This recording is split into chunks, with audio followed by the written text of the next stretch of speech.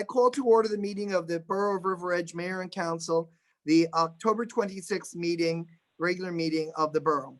I ask us to stand for a moment of reflective thought and prayer for all those who are currently suffering from COVID or for their families and for those who perhaps have passed on.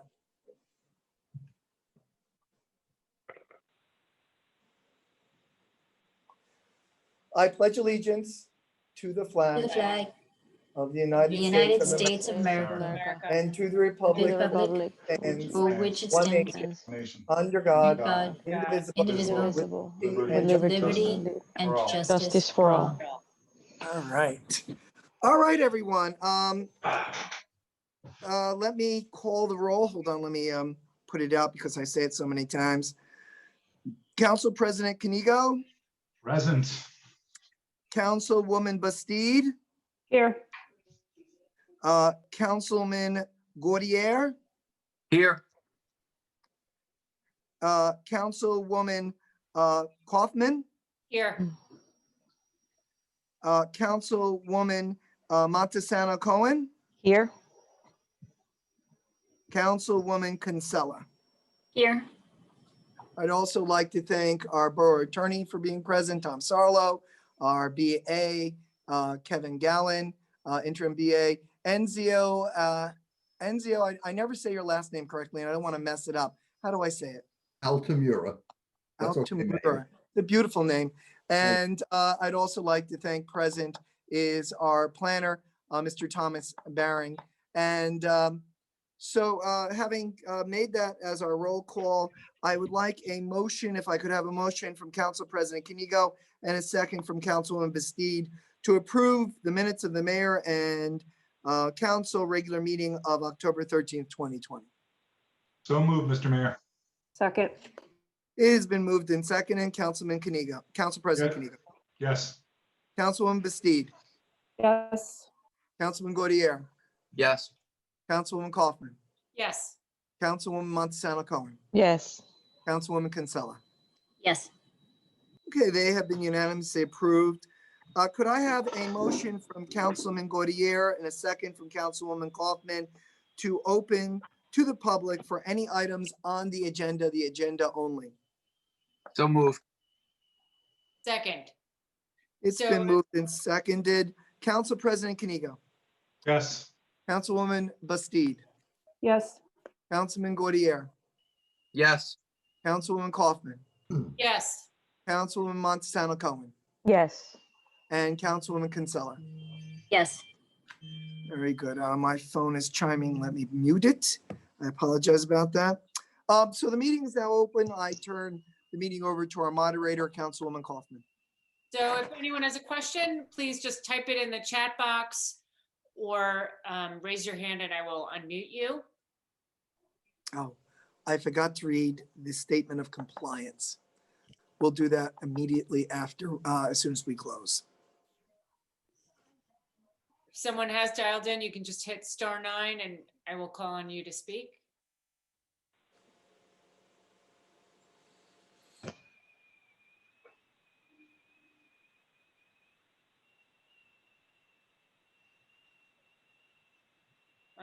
There do not appear to be any questions. Okay, could I have a motion from Councilwoman Montesano Cohen and a second from Councilwoman Kinsella to close to the public on items of the agenda? So moved. Second. Council President Chinigo, Yes, sir. Councilwoman Bastide, Yes. Councilwoman Gaudier, Yes. Councilwoman Kaufman, Yes. Councilwoman Montesano Cohen, Yes. Councilwoman Kinsella. Yes. So I'm going to disappear from the screen momentarily, and I'm going to read a statement of compliance with the Open Public Meeting Act. In accordance with the Open Public Meeting Act law, PL 1975, Chapter 231, notice requirements for this meeting have been set forth in resolution adopted by the Municipal Council at this meeting of as the meeting of January 6, 2020, pursuant to the state of emergency and the public health emergency as ordered in executive orders numbers 103 and 104. The borough will be holding its scheduled meetings virtually until further notice.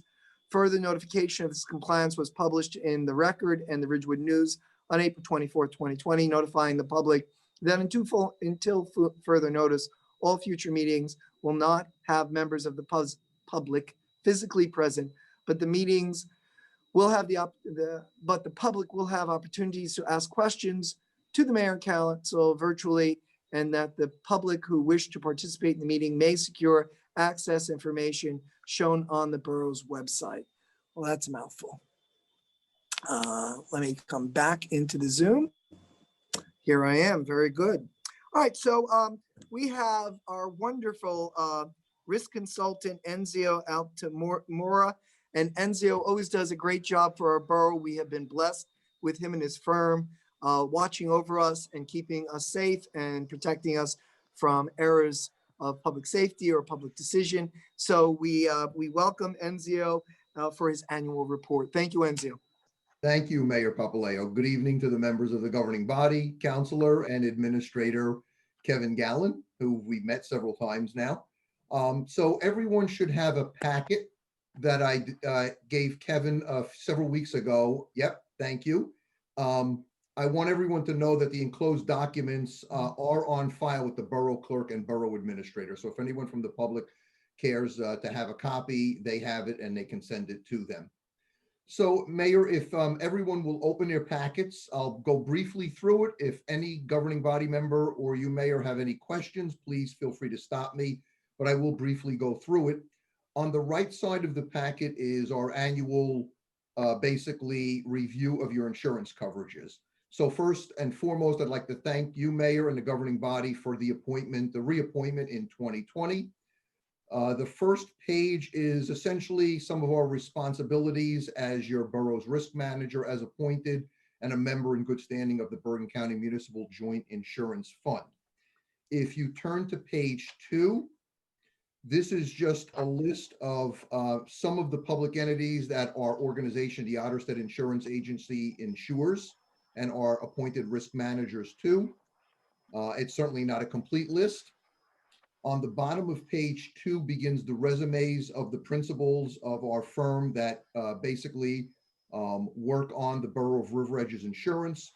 So the first component is me, myself listed. On the bottom, I am a member of the New Jersey State Municipal Excess Liability Coverage Committee. So I do help write policies for the state of New Jersey in our JIF. The Municipal Excess Liability is the umbrella arm of the Bergen County Municipal Joint Insurance Fund, of which the Borough of River Edge is a member in good standing. We have approximately 400 members, public entities in the state of New Jersey. We are the largest JIF in the state of New Jersey, and in fact, the largest JIF in the United States.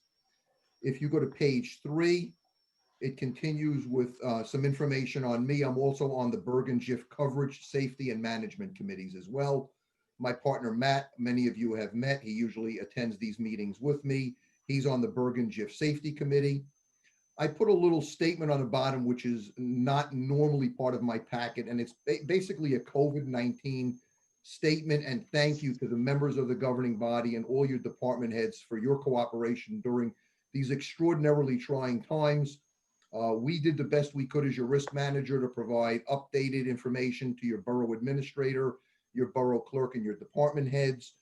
As you can see there, every day pretty much, especially at the very beginning, the first few months, I was on the MEL, the CDC, the OSHA, New Jersey Department of Health, the Civil Service Commission, and NJGov websites, just researching information, trying to provide up-to-date information to the borough, to your recreation director, to help the borough of River Edge out during these very trying times. And our goal was always and continues to be to offer the best risk management services that we can for the borough of River Edge. If you turn to page 5, this begins the Bergen County Municipal Joint Insurance Fund 2020 Risk Management Plan. If you turn to page 6, section 1, these are the coverages provided under the Bergen County Municipal Joint Insurance Fund. We cover worker compensation, liability, including excess liability, public officials and employment practices liability, volunteer directors and officers, crime, non-owned aircraft, environmental impairment liability, cyber, property and equipment breakdown, and emergency service volunteer automobile physical damage. And I'll touch on just a few of those as we go through the presentation. Basically, the bottom of page 6 is really more detailed information on the coverages. If you go to page 7 and you look at item number 3, this is what we commonly call in the insurance industry umbrella coverage. So the optional excess liability that we purchased for the borough of River Edge is 20 million in total liability. It's 15 million excess of 5 million, and that's the maximum offered in the Bergen County Municipal Joint Insurance Fund. If you turn to page 8, number 4, public officials and employment practices liability. The borough of River Edge has a $20,000 deductible with a coinsurance of 20% of the first 100,000. This is offered due to River Edge having a most preferred status because you have very little claims experience in those lines of coverage. So this is actually a preferred deductible and coinsurance percentage.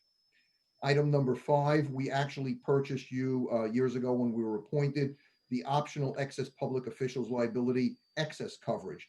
And again, you can see you have $8 million excess of your basic $2 million coverage for a total of 10 million. And that's the highest limit you can purchase in the Bergen County Municipal Joint Insurance Fund.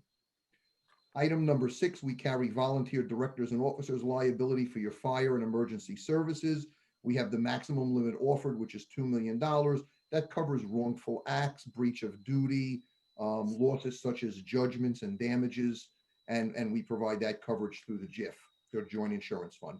If you go to page 9 and just jump to item 10, we have cyber coverage with $6 million per claim with a $12 million aggregate. Items such as data breach, data recovery, ransomware, third-party media wrongful acts. These are some of the perils that are covered under that policy. If you turn to page 10, item number 12, we have emergency service volunteer automobile physical damage. That coverage is very unique to the Bergen and South Bergen joint insurance funds. If an emergency responder has an accident with their vehicle, our policy will provide up to $2,500 towards their deductible. If they do not carry physical damage, comprehensive or collision, it will pay up to $2,500 towards damage to their vehicle.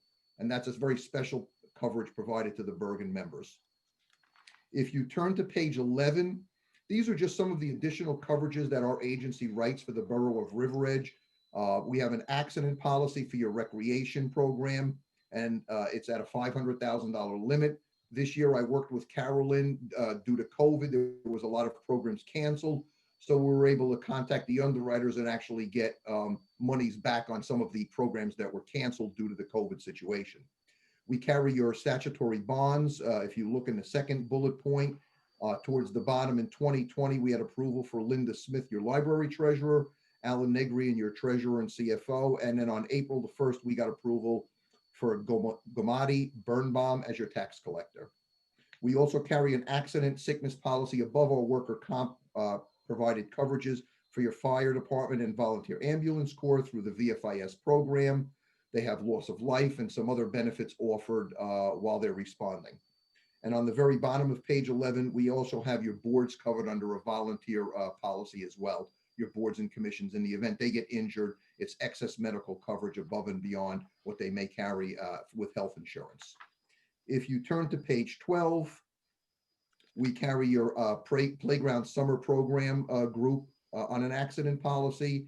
We have an accident policy for your police reserve and your citizens emergency response team, your CERT program. We have coverages for your quasi entities. If you recall, back a few years ago, we added the River Edge Swim Club, and we're able to save them tremendous amount of money because now we cover their general liability up to $5 million of coverage, plus the other ones as listed there, the River Edge Alliance Against Alcohol, your senior citizens, your Central Athletic Council, and your Friends of the Library. We write flood coverage, and if you turn to page 13, we have 4 locations written in the flood plan. The reason for that is the Joint Insurance Fund has a $500,000 deductible per building and a $500,000 deductible per contents for any property that lies in a high hazard flood zone. So every year we run your flood determinations, and these are the policies that we cover where they're in high hazard flood zones. This year, under your former administrator, we were able to get your borough engineer to do a flood determination, which we've been requesting every year, just recommending that we do. And we were able to save quite a bit of money at your firehouse on Ackerson Street. Quite a bit of money, well, because once the flood determination came in, the flood program people reduced the premium because of the elevation. So that was a big savings this year in 2020. Page 14, these are just some items that I'm going to refer to quickly on the left side of your packet. So if you turn to the left side and pass our brochure up, I like to provide this to the governing bodies each year. This is a side-by-side comparison for the past 5 years of your losses by department. This is all inclusive of worker compensation, general liability, auto liability. So it has fund year 2015 through the end of 2019. And what is something that's very beneficial to the borough of River Edge, if you look at the bottom of the years and you see 2017, 2018, and 2019, you see the reductions in the frequency of claims. That's a very positive trend in risk management. The frequency of claims is weighed more heavily than the severity of the claim. Statistically, if we reduce the amount of claims, we reduce the severity of the claim. So that's a very positive trend during the past 3 years. And that's really an accomplishment of the governing body and all your department heads of doing a great job. Your loss ratios are great. The borough of River Edge is a very, very safe community. And these statistics are shared every quarter with your safety committee. I bring the statistics and make them part of my packet, which I also share copies with the governing body. So this is all reviewed, and I get these monthly, these loss information packets. So I review them every month. And if there's any trends that I see happening that are detrimental to the borough, I will touch base with your administrator. Also on the left side is just instructions. If you're not already part of the New Jersey Mel app, it's a great tool that you can put on your smartphone. And it basically gives you, you can set it up to give you alerts as a council member, as a mayor. I'm on it with all the radio buttons, programmed so that I get bulletins on everything. But these are the instructions. It's a very good app if you're not already utilizing that as a governing body member. And the last item is just the website where the New Jersey Mel basically has all their safety information. So this is just some of the things you can access. Anytime you have any questions, you can always reach out to me.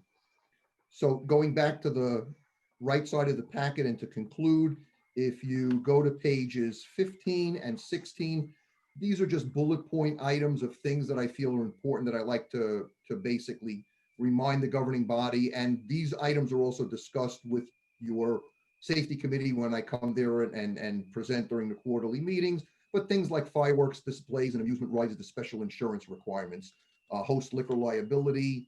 When you're doing events, wet downs are automatically covered through your joint insurance fund coverage for liquor.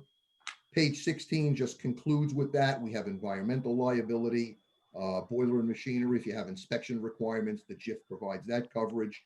And then the last page on page 17, last year, the borough of River Edge received a $16,400 dividend in response to the overall profitability of the JIF. That's one of the things we discuss at the management committee level, of which I participate in. One thing I worked with your prior administrator, and I mentioned to him, and this offer still stands, during these extraordinary times during COVID, we offered to, as a thank you to your first responders and your public works department, to buy them lunch. That offer still remains. If your fire department, your ambulance, your police, or your DPW want to take advantage of that, all you got to do, Kevin is get in contact with me. They can order a lunch of their choosing, and I'll just phone it in and pay for that. So that's something we wanted to do as a thank you to your first responders. And again, I'd like to thank Kevin. He's been doing a great job the few times him and I have interacted. Your safety coordinator, Jason, does a terrific job, and Stephanie, your clerk, and your entire safety committee. Does any governing body member have any questions? Okay. Ezio, thank you so very much. We are in good hands with you, and we are grateful that you were able to come tonight. And thank you. Thank you, Mayor. Thank you. If anybody has any questions, my card is there. You can reach out to me anytime. Great. Thanks, Thank Ezio. Thanks. Thank you, Ezio. Nice Thank to see you. Ezio. Nice to see you. Thank you. Same here, everyone. Have a good evening. I will leave this meeting now. Is that okay, Mayor? Yes. Yes, that's Thank you. Thank Take you. care. Have a good Have a night. good evening. Take care. Bye-bye. all right. Bye.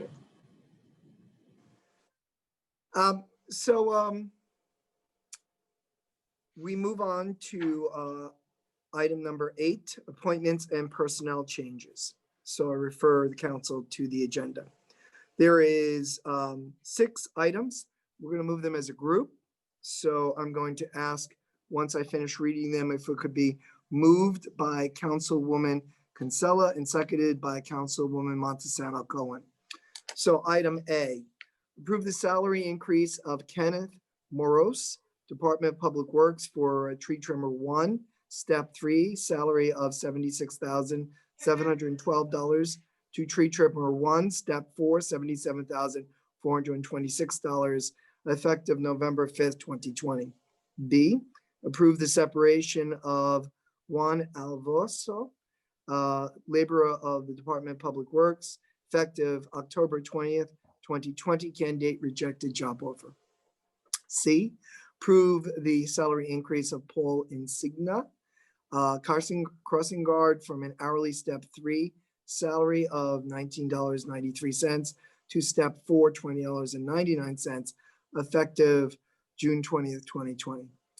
Approve this, D, approve the salary increase of Peter Van Gunst, crossing guard from an hourly step 2 rate of $18.88 to a step 3, $19.93, effective March 24th, 2020. E, approve the salary change of Sean McLaughlin, crossing guard from an hourly probation rate of $16 to $18.88, effective March 19th, 2020. F, approve the salary change of Thomas Caleri, crossing guard from an hourly probation rate of $16 to $18.88, effective March 19th, 2020.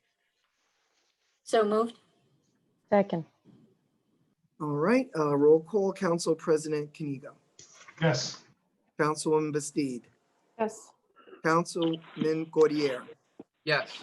Councilwoman Kaufman, Yes. Councilwoman Montesano Cohen, Yes. Councilwoman Kinsella. Yes. Okay, they've been unanimously approved. We have monthly reports on record. We go to item number 10. Second reading and hearing on ordinances. We're going to be moving ordinance 20-15. So it's the second reading, will be moved first to open to public, then moved again to close to public, and then finally moved for adoption. We're going to ask our planner, Mr. Behrens, to speak to 2015 and 2016 before we move either. So Mr. Behrens, if you could address these ordinances. Thank you, Mayor. Good evening. Tom Behrens, planner with Burgess Associates. We are the borough's planning consultant. We've been working with the mayor and council for some time now in developing redevelopment plans for the redevelopment areas known as the New Bridge Landing Station area and Kindercamack Road redevelopment area. To give a little bit of a history of how we got to this ordinance today, the 2 redevelopment plans were introduced at the council's first meeting in September. The plans were then revised in September to account for the affordable housing set-asides required in the borough's settlement agreement with Fair Share Housing Center. On October 8th, the planning board or the land use board held its master plan consistency review of both plans and held that both were deemed to be not inconsistent with the borough's master plan, as is the statutory terminology and criteria for reviewing such plans. At the council's October 13th meeting, we discussed amending the Kindercamack Road redevelopment plan to increase the setbacks along Ackerson Street and Kindercamack Road from 5 feet to 10 feet. And we are here this evening to consider the adoption of both documents, in that the New Bridge Landing Station plan has remained intact since introduced and amended in September. And the Kindercamack Road plan has been revised with the recommended setbacks as discussed at the last council meeting. So, Mayor, at this point, would you like me to get into the plans, or? I think you did an excellent job last time Baring. Okay. If you want to just highlight a few elements, you may. If not, I think the public and the council are aware. Okay. So I leave it up to you. All right, I'll be brief then. I'll discuss much of what I discussed last time. So the New Bridge Landing Station redevelopment plan is for the area generally around the new NJ Transit's New Bridge Landing Station. It includes block 1411, lots 1.01 and 1.02, as well as block 1412, lots 1, 2, and 3, which accounts for about 3.5 acres, which are bisected by the rail line there. The site was designated an area in need of redevelopment in 2005, for which a prior redevelopment plan was adopted in 2007, which included a concept for mixed-use development up to 12 stories in height and a maximum residential density of 34 units per acre. That prior plan was rescinded in June 2018, and it was recognized that it had not been developed in over 10 years. And for the borough, in order to address its third round affordable housing requirements, decided to review the plan and develop something that would be a bit more consistent with the current development pattern of the community. So this new plan, dated September 17th, 2020, was developed in accordance with the local housing and redevelopment law. It provides a description of the redevelopment area as well as the statutory requirements for a redevelopment plan and a redevelopment process.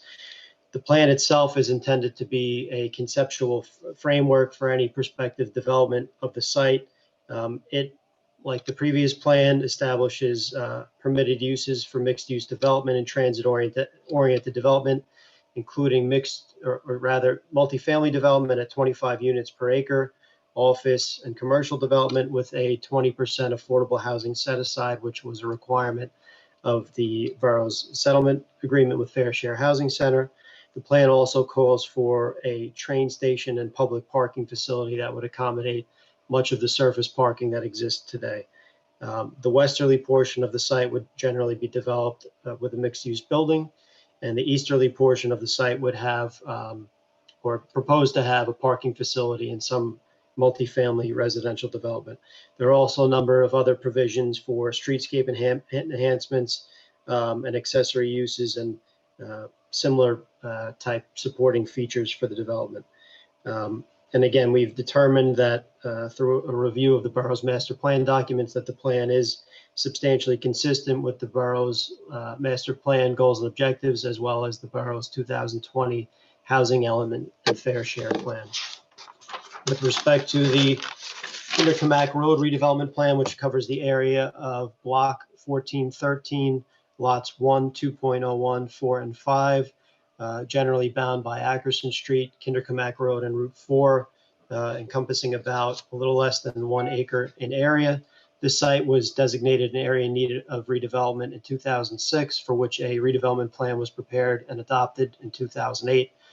It provided for multifamily development up to a total of 75 units, which translated to a density of 78 units per acre in and about an 8-story building. This plan was rescinded in June 2018 to give the borough an opportunity to reevaluate an appropriate redevelopment scenario for this site, again, recognizing that no development had occurred in over a 10-year period, and also in an effort to address the borough's third round affordable housing obligations. Like the New Bridge Landing Station site, a new plan was prepared for the Kinderkamak Road redevelopment area dated September 17th, 2020, and revised October 5th, 2020. It provides for mixed-use development with a small commercial space on the ground floor and multifamily development above. The maximum residential density will be 20 units per acre with a 20% affordable housing set aside. The building itself can be up to 4 stories in height, and there are a number of other bulk or dimensional requirements such as streetscape enhancement requirements and building design criteria. There's a conceptual illustration of the plan on page 15 of the document.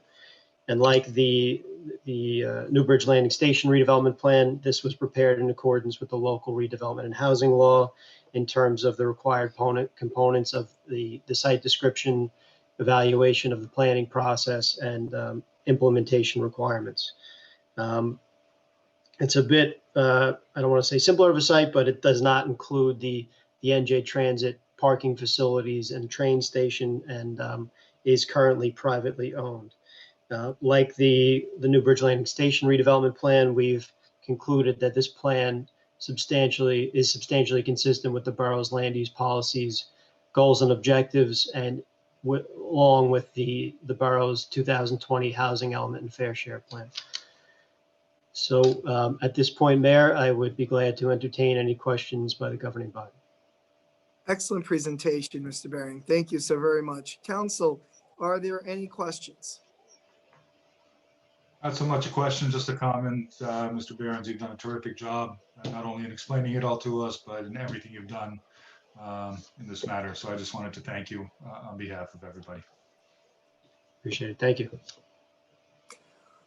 All right, so if the council has no comments, we need to move and open to the public. So could I have Councilwoman Kaufman move and Councilman Gaudier, ordinance 20-15, ordinance to adopt a redevelopment plan for the New Bridge Landing Station development area. Motion to open to the public. So moved. Second. Council President Chinigo, Yes. Councilwoman Bastide, Yes. Councilman Gaudier, Yes. Councilwoman Kaufman, Yes. Councilwoman Montesano Cohen, Yes. Councilwoman Kinsella. Yes. Okay, it's open to the public now. Our Councilwoman Kaufman will moderate this. So once again, if you have any questions, just type them in the chat box or raise your hand and I will unmute you.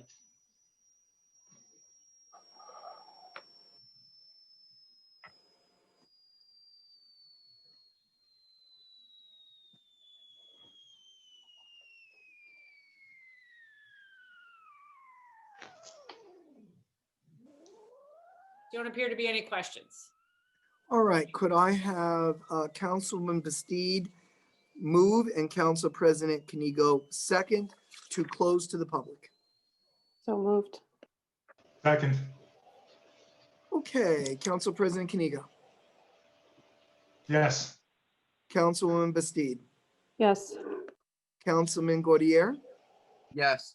Councilwoman Kaufman, Yes. Councilwoman Montesano Cohen, Yes. Councilwoman Kinsella. Yes. All right. Could I have Councilwoman Kaufman move and Councilwoman Bastide second to adopt ordinance 20-15? So moved.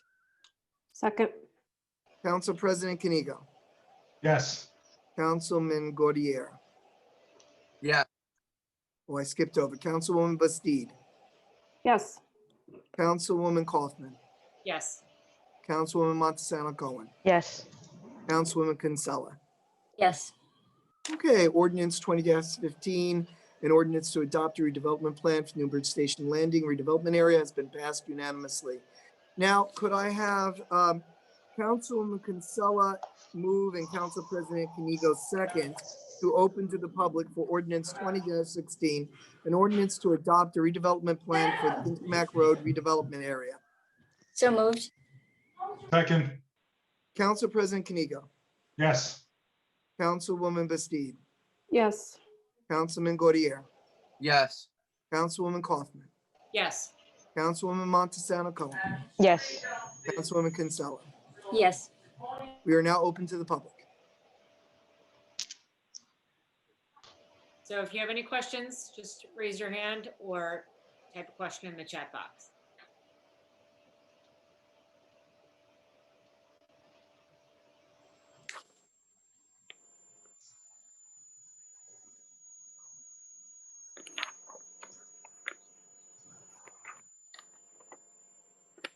Does not appear to be any questions. Okay, could I have Councilwoman Montesano Cohen move and Councilman Gaudier second to close to the public? So moved. second, Council President Chinigo, Yes. Councilwoman Bastide, yes, Councilman Godier,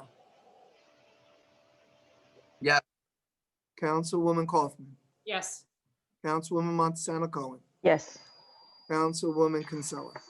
yes, Could I have Councilwoman Kaufman move and Council President Chinigo second to move to adopt ordinance 20-16, an ordinance to adopt a redevelopment plan for the Kinderkamack Road redevelopment area? so moved, Second. Council President Chinigo, Yes. Councilwoman Bastide, yes, Councilman Godier, yes, Councilwoman Kaufman, yes, Councilwoman Montesano Cohen, Yes. Councilwoman Kinsella. yes. All right, that was excellent. Mr. Baring, thank you for coming. We are always glad to have you at our council meetings. We appreciate all that you and your firm does for our borough. Thank you, and thank you all for your contributions as well. Thank you. Thank you, Tom. All right, we now move resolutions 20-240 to 20-244 as a unit. Does any member of council wish to pull out or for a separate vote, or simply discuss any of the resolutions before we vote? Hearing none, could I have Councilwoman Montesano Cohen move and Councilwoman Bastide second, 20-240 to 20-244? So moved. second, It has been moved and seconded. Council President Chinigo, Yes. Councilwoman Bastide, yes, Councilman Godier, yes, Councilwoman Kaufman, yes, Councilwoman Montesano Cohen, Yes. Councilwoman Kinsella. Yes, So I call on our finance chair to move 20-245, payment of the bills. Borough of River Edge, Resolution 20-245, at a regular meeting of the mayor and council of the Borough of River Edge, County of Bergen, State of New Jersey, held on October 26, 2020, be it resolved that the mayor and council of the Borough of River Edge approve the following expenditures. Current fund account, $479,396.78. Capital fund account, $28,009.18. Grant fund account, $1,416. Trust other account, $325. Open space account, $4,836. Payroll account, $765. Developers escrow account, $845. Recreation account, $400. So moved. Second. It's been moved and seconded. Council President Chinigo, Yes. Councilwoman Bastide, yes, Councilman Godier, yes, Councilwoman Kaufman, Yes, Councilwoman Montesano Cohen, Yes. Councilwoman Kinsella. yes, Very good. Okay, so we are now at new business and old business. I would like to raise an item under new business. Our next council meeting has been scheduled for November 2nd. I believe that it would be a better idea for us to move it to November 9th. Without objection, we will move the council meeting from November 2nd to November 9th. Is there objection? Hearing none, it is so moved. Is there any new or old business? Hearing none, we will move to public comment. Could I have Councilman Godier move and Councilwoman Kinsella second to open to the public on any issue whatsoever? so moved, second, Council President Chinigo, Yes. Councilwoman Bastide, yes, Councilman Godier, yes, Councilwoman Kaufman, yes, Councilwoman Montesano Cohen, Yes. Councilwoman Kinsella. yes. We're now open to the public. if anyone has a question, raise your hand or type a question in the chat box.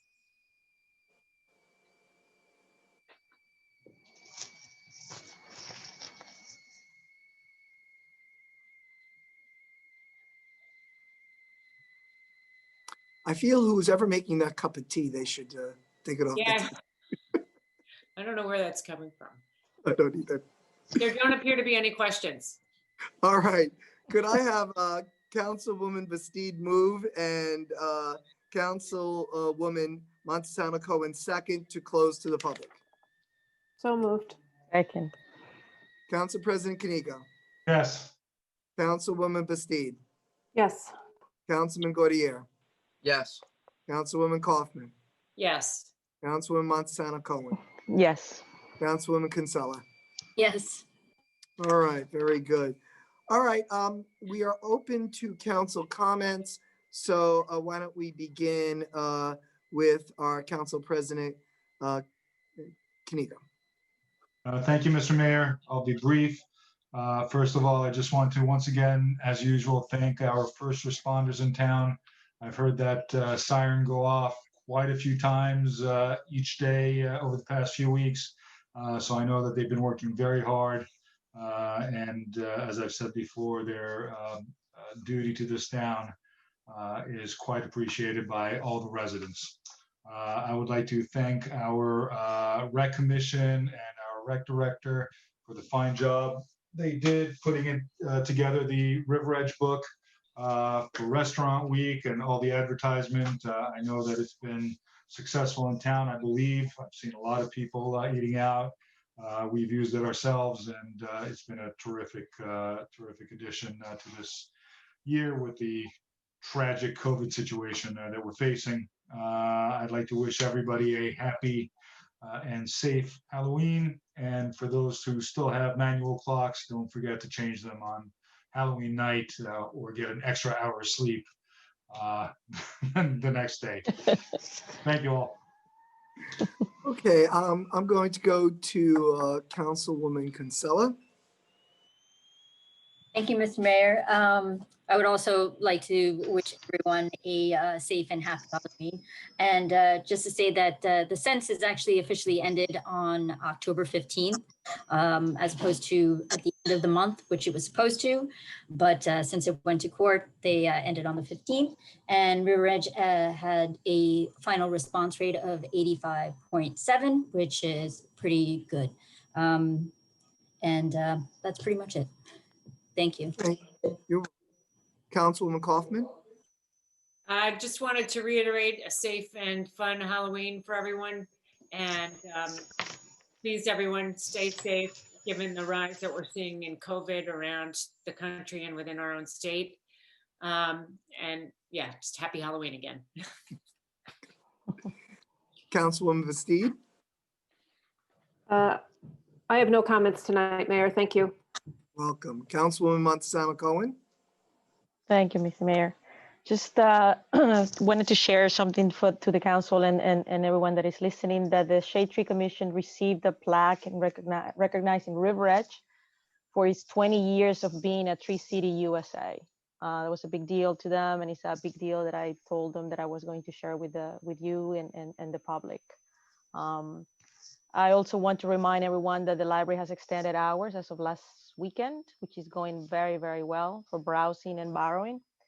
And I want to wish everyone a safe Halloween, social distancing somehow, but everybody just will try to enjoy in a safely manner.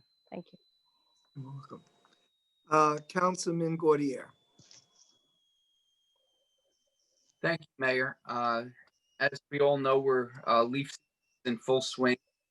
Today, the DPW was in Districts 2 and 3, and unfortunately, the sweeper had a mechanical issue. It's now up and running. Also, Bogart Road sections 3 and 4 have been completed and will be striped this week. Thank you, Mayor. You're welcome. Two things I want to mention. First of all, I'd like to congratulate the council on approving the repair to the sidewalks that occurred during Tropical Storm Isis. So residents will be receiving a letter saying during Tropical Storm Isis, some boroughs sidewalk slabs were damaged due to fallen trees. This letter will inform you that the sidewalk slab in front of your home, the address is there, was damaged during the storm, will be storm and will be repaired by the borough. A contractor should be on site somewhere between October 26th and November 15th. Should you have any questions, contact Department of Public Works, and the number is put there. Signed, Mayor Thomas Papaleo on behalf of the council. I think this was the right thing to do. We do this from time to time, given the circumstances, and if funds are available. It's not something we can always do, but certainly with these major storms, if the funds are available, we try to consider this and try to do this. So I congratulate the council on making this decision. Second, I would have read this at our last council meeting, but we had a slight technical difficulty. We weren't able to come back out of closed session to open session. So this is a little bit overdue. It's a letter to Chief Caridi from Johan Navarro. It's a 5-paragraph letter, so I'm going to summarize it. Just read a few sections that I think is really wonderful.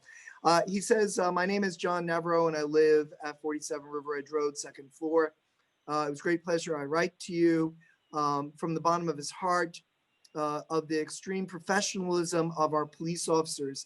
On August 4th, a day that we had a very bad storm, extremely high winds, the police department, River Edge Police Department, responded to his address. A tree had collapsed and struck him, if you remember. Terrible, terrible, around 3 p.m. And this, he apologizes for his overdue email, but it's still a wonderful letter. And he goes on to talk about the act of valor of our police officer. He's still recovering from neck fractures, broken elbow, hip fracture, torn knee ligament, concussion. But he writes, on that particular day, Lieutenant Casey, Sergeant Abate, and Officer Verrecchia were the first on scene from what I could tell as I laid on the ground, and since my glasses had been knocked off my face, I could barely see. Immediately, Sergeant Abate stabilized my neck and was speaking to reassure me that everything was going to be okay. I heard Lieutenant Casey and Officer Verrecchia's voices advising that there was a power line down and they immediately had to cut the power to remove any threat of fire or electrocution. The EMS and the fire departments arrived. Sergeant Vecchia never left me, made certain I was well taken care of. He was extremely kind, examined my entire body to ascertain injuries before EMS could move and attend to me. And he goes on to talk about what a horrible ordeal it was and how grateful he is to our police officers, and also compliments our chief for having such professional and well-trained police officers. I couldn't concur more. Our police department is one of the best in Bergen County. We are very proud of everything they do and their community policing mission, and we are very, very grateful to them. Having said that, yes, I hope our residents enjoy Halloween. Please celebrate it in as socially safe way as possible. And I thank everyone. I think unless there's an objection, I'd have like a motion to adjourn. So moved. Second. Second. It's been moved in second. All in favor, please say aye. Aye. Aye. All right, everyone. Thank you and have a great day. And we'll see the council meeting on November 9th. Thank you. Thank you. Thank Have a you. good night. Halloween. Everybody. Good night, Take care. everybody. Hey. All right. Take care. Bye-bye.